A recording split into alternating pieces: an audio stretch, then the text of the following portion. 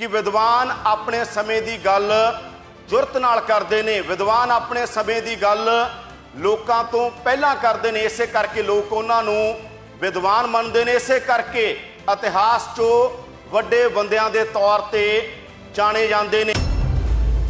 प्रधानमंत्री नरेंद्र मोदी नूं कहा है, प्रधानमंत्री जी अस्तीफा दिओ, जे तुसीं अस्तीफा नहीं दिंदे तां लोक बेमौते मारे जाणगे। चले जाओ, तुसीं कहा सी मैं तो फकीर हूं, झोला उठा के चला जाऊंगा, चले जाओ। पर तुसीं खबरां नूं दबा रहे हो, खबरां नूं सिर्फ इंटरनेशनल मीडिया पेश कर रहा है, नेशनल मीडिया नूं तुसीं मैनेज किया होया है। RSS दे अंदर भी एक वड्डा रोह है, RSS बेहद गुस्से च है। देश दे हर शहरी च, हर परिवार च डर दा माहौल है। रौंती राय ने कहा मैं ना बोलण दे नालों जेल जाना पसंद करांगी, मैनू तुसीं जेल च पा दिओ। डोज बना ली तो असीं दूजे देशां नूं देख के नोबल पुरस्कार ले लांगे। साडा नोबल पुरस्कार साडे लोक ने। महल्ले च, हर पिंड च, हर थां दे उत्ते लोक विचारे मर रहे ने, ऑक्सीजन वालों तरस रहे ने, बुनियादी सहूलतां वालों तरस रहे ने, डॉक्टर तक रो रहे ने। ਜਿਹੜੇ ਦੇ ਵੱਡੇ ਵੱਡੇ ਬੁਲਾਰੇ ਸੀ ਦੁਨੀਆ 'ਚ ਮਾਰਕੀਟ ਇਕਨੋਮੀ ਦੇ, ਜਿਹੜੇ ਵੱਡੇ ਵੱਡੇ ਬੁਲਾਰੇ ਸੀ ਐਕਸਟ੍ਰੀਮ ਕੈਪੀਟਲਿਜ਼ਮ ਦੇ, ਜਿਹੜੇ ਕਹਿੰਦੇ ਸੀ ਬਾਜ਼ਾਰ ਹੀ ਦੁਨੀਆ ਦਾ ਸਭ ਤੋਂ ਵੱਡਾ ਸੱਚ ਹੈ, ਉਹ ਲੋਕਾਂ ਦੀਆਂ ਵੀ ਇਸ ਦੌਰ 'ਚ ਅੱਖਾਂ ਖੁੱਲੀਆਂ ਨੇ। ਔਰ RSS ਤੇ BJP ਤਾਂ ਲਗਾਤਾਰ ਸਵਦੇਸ਼ੀ ਦੀ ਗੱਲ ਕਰਦੇ ਰਹੇ ਆ। ਅੱਜ ਦੇਸ਼ ਨੂੰ ਉਹ ਮਾਡਲ ਦੀ ਲੋੜ ਹੈ ਜਿਹੜਾ ਮਾਡਲ ਲੋਕਾਂ ਦਾ ਮਾਡਲ ਹੋਵੇ। गए जिन्हां कोले पैसे की कोई घाट नहीं सी, जिन्हां कोले साधना की कोई घाट नहीं सी, जिन्हां कोले सत्ता की कोई घाट नहीं सी, जिन्हां कोले पावर की कोई घाट नहीं सी, जिन्हां कोले सब कुछ सी, पर जो नहीं सी वो ये सी कि ऑक्सीजन नहीं सी। कोऑपरेटिव फेडरलिज्म प्रधानमंत्री का शब्द है। कोऑपरेटिव फेडरलिज्म आ जिहड़ा वो रियल रूप च होना चाहिए। पूरी पोलिटिकल क्लास नूं एक ब्रेनस्टॉर्मिंग सैशन करन दी लोड़ है कि इस देश को बचाया किमें जावे, इस देश के लिए नवा मॉडल की होवे।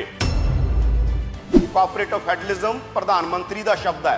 कोऑपरेटिव फेडरलिज्म आ जिहड़ा वो रियल रूप च होना चाहिए। प्रो पंजाब टीवी ते तुहाडा स्वागत है। मैं हाँ यादविंदर सिंह। आम लोकां ते विद्वानां 'च फर्क हुंदा है कि विद्वान अपने समय की गल जुरत नाल करदे ने, विद्वान अपने समय की गल लोकां तो पहला करते हैं। इसे करके लोग उन्होंने विद्वान मनते हैं, इसे करके इतिहास चो वड्डे बंदियां दे तौर ते जाने जाते हैं। देश की एक वड्डी विद्वान ने प्रधानमंत्री नरेंद्र मोदी नूं कहा है, प्रधानमंत्री जी अस्तीफा दिओ, जे तुसीं अस्तीफा नहीं दिंदे तां लोक बेमौते मारे जाणगे। चले जाओ, तुसीं कहा सी मैं तो फकीर हूं, झोला उठा के चला जाऊंगा, चले जाओ। सानू किते सरकार नज़र नहीं आ रही, सानू इस टाइम सरकार दी लोड़ है। लोग मर रहे ने पर तुसीं खबरां नूं दबा रहे हो, खबरां नूं सिर्फ इंटरनेशनल मीडिया पेश कर रहा है, नेशनल मीडिया नूं तुसीं मैनेज किया होया। ये गल देश की वड्डी विद्वान अरुंधति राय ने कही है। ये गल सिर्फ अरुंधति राय नहीं कह रहे, देश का वड्डा अखबार इंडियन एक्सप्रैस अज लिखता है कि देश के अंदर RSS के अंदर भी एक वड्डा रोह है। RSS बेहद गुस्से च है। बहुत सारे मंत्री ते BJP के चीफ मिनिस्टर ने जिहड़े वो डिफेंसिव ने, वो रखियात्मक ने, उन्हां कोले गल्लां दे जवाब नहीं। RSS चाहुंदी है मंत्री मंडल बदले, RSS चाहुंदी है किसी होर विल पावर दे नाल काम होवे। देश के हर शहरी च, हर परिवार च डर का माहौल है। ये गल इंडियन एक्सप्रैस के फ्रंट पेज के उत्ते भी छपी है। तो अरुंधति राय जिहड़े हमेशा बहुत सारे मसलियां ते बेबाकी नाल बोलते रहे आ, उन्होंने सीधे तौर पर प्रधानमंत्री मोदी नूं संबोधित होकर कहा प्रधानमंत्री जी चले जाओ, कोई होर आके संभाल लेगा तुहाडी कुर्सी। देश के अंदर लोग मर रहे ने, असीं 2024 का इंतजार नहीं कर सकते। लोगों ने कदे नहीं सोचा सी कि वो भी दिन आवेगा जो प्रधानमंत्री लोगों नूं हथ जोड़ के अपील कर रहे होणगे। मैं तां इस नालों जेल जाना पसंद करांगी। रोंती राय ने कहा मैं ना बोलण दे नालों जेल जाना पसंद करांगी, मैनू तुसीं जेल च पा दिओ जे मैनू बोलण करके पाउणा। पर जदों लोग सड़कां ते हस्पतालां च रोल रहे ने, मर रहे ने, उदों एक आम नागरिक देश के करोड़ों लोगों वांग तुहानूं अपील करदा है कि अपना अस्तीफा दिओ। यानी रोंती राय ने अपील की है कि प्रधानमंत्री अपना अस्तीफा देण। तुसीं लोकां दी आवाज़ नूं दबा नहीं सकते, तुसीं मीडिया मैनेज कर सकते हो पर लोकां दी आवाज़ नूं दबा नहीं सकते। ग्राउंड दे उत्ते एक वड्डा रोह तुहाडे खिलाफ है।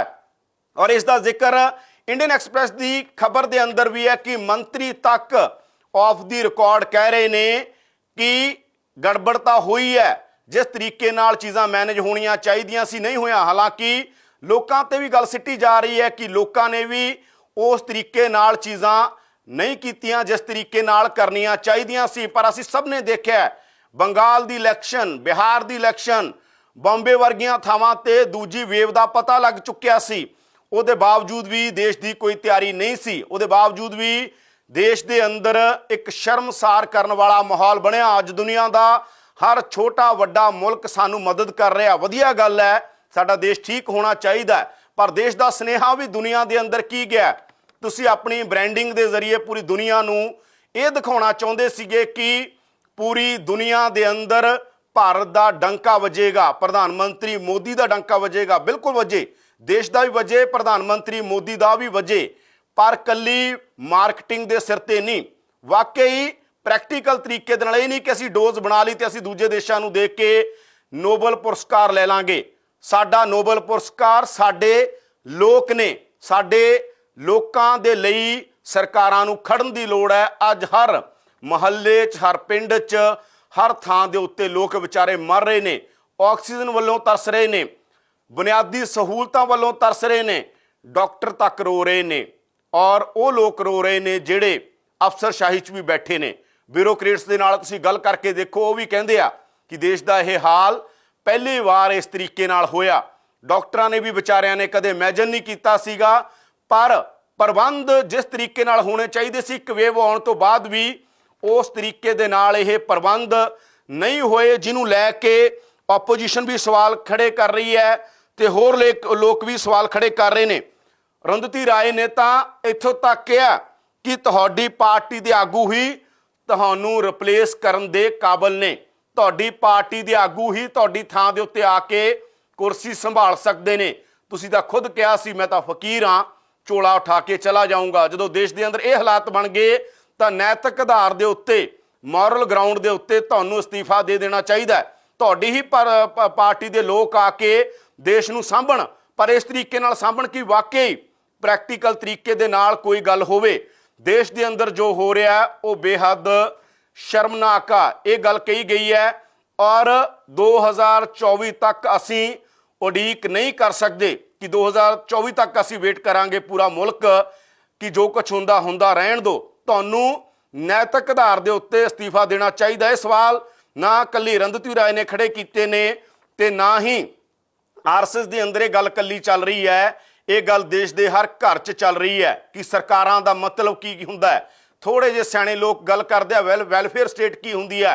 सब नूं याद जिहड़े बाजार की गल करते हुंदे सी, जिहड़े मार्केट इकोनॉमी की गल करते सी, जिहड़े ग्लोबलाइजेशन की गल करते सी, जिहड़े न्यू इकोनॉमिक पॉलिसी की गल करते सी, जिहड़े देश नूं वर्ल्ड ऑर्डर के मुताबिक चलाउण की गल करते सी, वो सब हुण गल कर रहे ने वैलफेयर स्टेट की। वो गल कर रहे ने कि सरकारां दे अंदर किस तरीके नाल जनतक भागीदारी वधनी चाहिए है, किस तरीके दे नाल सरकार जनतक खेतर नूं होर मजबूत करे। यानी सरकारी हस्पताल, सरकारी सिस्टम, सरकारी प्रबंध किस तरीके दे नाल होर मजबूत होवे, उहदे नाल ही देश नूं बचाया जा सकदा।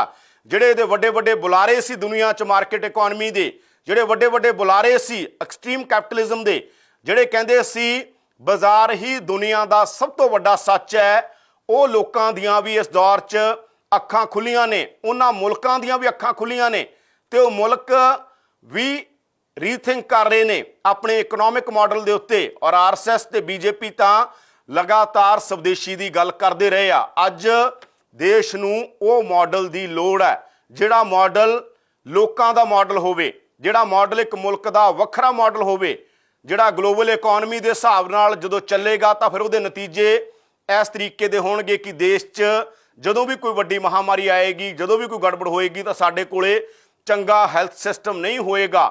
ਵੱਡੇ ਵੱਡੇ ਅਮੀਰ ਲੋਕਾਂ ਦੇ ਪਰਿਵਾਰਾਂ 'ਚੋਂ ਲੋਕ ਚਲੇ ਗਏ ਜਿਨ੍ਹਾਂ ਕੋਲੇ ਪੈਸੇ ਦੀ ਕੋਈ ਘਾਟ ਨਹੀਂ ਸੀ, ਜਿਨ੍ਹਾਂ ਕੋਲੇ ਸਾਧਨਾਂ ਦੀ ਕੋਈ ਘਾਟ ਨਹੀਂ ਸੀ, ਜਿਨ੍ਹਾਂ ਕੋਲੇ ਸੱਤਾ ਦੀ ਕੋਈ ਘਾਟ ਨਹੀਂ ਸੀ, ਜਿਨ੍ਹਾਂ ਕੋਲੇ ਪਾਵਰ ਦੀ ਕੋਈ ਘਾਟ ਨਹੀਂ ਸੀ, ਜਿਨ੍ਹਾਂ ਕੋਲੇ ਸਭ ਕੁਝ ਸੀ। ਪਰ ਜੋ ਨਹੀਂ ਸੀ ਉਹ ਇਹ ਸੀ ਕਿ ਆਕਸੀਜਨ ਨਹੀਂ ਸੀ, ਬੁਨਿਆਦੀ ਸਹੂਲਤਾਂ ਨਹੀਂ ਸੀ। ਜਿਨ੍ਹਾਂ ਕੋਲੇ ਪੈਸੇ ਦੇ ਅੰਬਾਰ ਲੱਗੇ ਹੋਏ ਸੀਗੇ ਉਹ ਲੋਕ ਵੀ ਦੇਸ਼ 'ਚੋਂ ਚਲੇ ਗਏ। ਇਸ ਕਰਕੇ ਅੱਜ ਦੇ ਦੌਰ ਦੇ ਅੰਦਰ ਅਸੀਂ ਵੀ ਅਪੀਲ ਕਰਦੇ ਹਾਂ ਪ੍ਰਧਾਨ ਮੰਤਰੀ ਨੂੰ ਕਿ ਪ੍ਰਧਾਨ ਮੰਤਰੀ ਜ਼ਰੂਰ ਇਹ ਗੱਲ ਸੋਚਣ ਕਿ ਦੇਸ਼ ਕਿਵੇਂ ਚੱਲੇ। ਦੇਸ਼ ਦੀ ਪੋਲੀਟੀਕਲ ਕਲਾਸ ਇਹ ਸੋਚੇ ਕਿ ਦੇਸ਼ ਕਿਵੇਂ ਚੱਲੇ। ਸਿਆਸਤਦਾਨ ਸਿਰਫ ਪੈਸੇ ਬਣਾਉਣ ਤੇ ਨਾ ਤੁਲੇ ਰਹਿਣ। ਸਿਆਸਤਦਾਨ ਸਿਰਫ ਲੌਬਿੰਗ, ਡੀਲਾਂ ਕਰਨ 'ਚ, land mafia, sand mafia, transport mafia, ਤਮਾਮ ਮਾਫੀਏ ਬਣਨ ਦੀ ਥਾਂ ਲੋਕਾਂ ਦੇ ਨਾਲ ਖੜੇ ਹੋਣ ਦੀ ਲੋੜ ਹੈ। ਤੁਹਾਡੇ ਸਾਰੇ ਕਾਰੋਬਾਰ ਧਰੇ ਧਰਾਏ ਰਹਿ ਜਾਣਗੇ ਜੇ ਦੇਸ਼ ਦਾ ਇਹ ਹਾਲ ਹੋਇਆ। ਕੀ ਕਰੋਗੇ ਉਹਨਾਂ ਕੁਦਰਤੀ ਸਾਧਨਾਂ ਦਾ ਜਦੋਂ ਤੁਹਾਡੇ ਕੋਲੇ ਮੈਨ ਪਾਵਰ ਹੀ ਨਾ ਬਚੀ, ਜਦੋਂ ਤੁਹਾਡੇ ਕੋਲੇ ਉਹ ਲੋਕ ਨਾ ਬਚੇ ਜਿਹੜੇ ਜਨਮ ਦਿੰਦੇ ਨੇ ਲੇਬਰ ਨੂੰ, ਜਿਹੜੇ ਜਨਮ ਦਿੰਦੇ ਨੇ ਪੈਸੇ ਨੂੰ। ਤੇ ਇਸ ਕਰਕੇ ਬਹੁਤ ਜ਼ਿਆਦਾ ਜ਼ਰੂਰਤ ਹੈ ਇਸ ਟਾਈਮ ਦੇਸ਼ ਦੇ ਅੰਦਰ ਕਿ ਸੁਣਿਆ ਜਾਵੇ ਉਹਨਾਂ ਬੁੱਧੀਜੀਵੀਆਂ ਨੂੰ ਵੀ ਜਿਹੜੇ ਕਹਿ ਰਹੇ ਨੇ ਭਾਈ ਅਸਤੀਫਾ ਦਿਓ, ਜਿਹੜੇ ਕਹਿ ਰਹੇ ਨੇ ਗੱਲ ਲਾਈਨ ਤੇ ਲੈ ਕੇ ਆਓ। ਇਹ ਤਾਂ ਉਹਨਾਂ ਦਾ ਇੱਕ ਮੰਗ ਹੋ ਸਕਦੀ ਹੈ, ਪਰ ਸਰਕਾਰ ਸੋਚੇ, ਮੋਦੀ ਹੋਰੀ ਸੋਚਣ, ਕੈਪਟਨ ਹੋਰੀ ਸੋਚਣ, ਕੇਜਰੀਵਾਲ ਸੋਚਣ, ਮਮਤਾ ਬੈਨਰਜੀ ਸੋਚਣ, ਸਭ ਸੋਚਣ ਜਿਹੜੇ ਕਰੋਨਾ ਦੇ ਦਿਨਾਂ ਦੇ ਅੰਦਰ ਵੀ ਵੱਡੀਆਂ ਵੱਡੀਆਂ ਰੈਲੀਆਂ ਕਰਦੇ ਰਹੇ। ਇਹ ਵੀ ਸੋਚਣ ਕਿ ਕਿਸ ਤਰੀਕੇ ਦੇ ਨਾਲ ਦੇਸ਼ ਠੀਕ ਹੋ ਸਕਦਾ ਹੈ। ਔਰ ਰਲ ਮਿਲ ਕੇ ਇਸ ਦੌਰ ਦੇ ਅੰਦਰ ਪੂਰੀ ਪੋਲੀਟੀਕਲ ਕਲਾਸ ਨੂੰ ਇੱਕ ਬ੍ਰੇਨ ਸਟਾਰਮਿੰਗ ਸੈਸ਼ਨ ਕਰਨ ਦੀ ਲੋੜ ਹੈ ਕਿ ਇਸ ਦੇਸ਼ ਨੂੰ ਬਚਾਇਆ ਕਿਵੇਂ ਜਾਵੇ, ਇਸ ਦੇਸ਼ ਦੇ ਲਈ ਨਵਾਂ ਮਾਡਲ ਕੀ ਹੋਵੇ। ਕੋਆਪਰੇਟਿਵ ਫੈਡਰਲਿਜ਼ਮ ਸਿਰਫ ਸ਼ਬਦਾਂ 'ਚ ਨਹੀਂ ਹੋਣਾ ਚਾਹੀਦਾ। ਕੋਆਪਰੇਟਿਵ ਫੈਡਰਲਿਜ਼ਮ ਪ੍ਰਧਾਨ ਮੰਤਰੀ ਦਾ ਸ਼ਬਦ ਹੈ। ਕੋਆਪਰੇਟਿਵ ਫੈਡਰਲਿਜ਼ਮ ਆ ਜਿਹੜਾ ਉਹ ਰੀਅਲ ਰੂਪ 'ਚ ਹੋਣਾ ਚਾਹੀਦਾ। ਤਾਂ ਹੀ ਸਾਡਾ ਮੁਲਕ ਬਚ ਸਕਦਾ ਹੈ, ਤਾਂ ਹੀ ਅਸੀਂ ਅੱਗੇ ਵੱਧ ਸਕਦੇ ਹਾਂ, ਤਾਂ ਹੀ ਸਾਡੇ ਲੋਕ ਬਚ ਸਕਦੇ ਨੇ।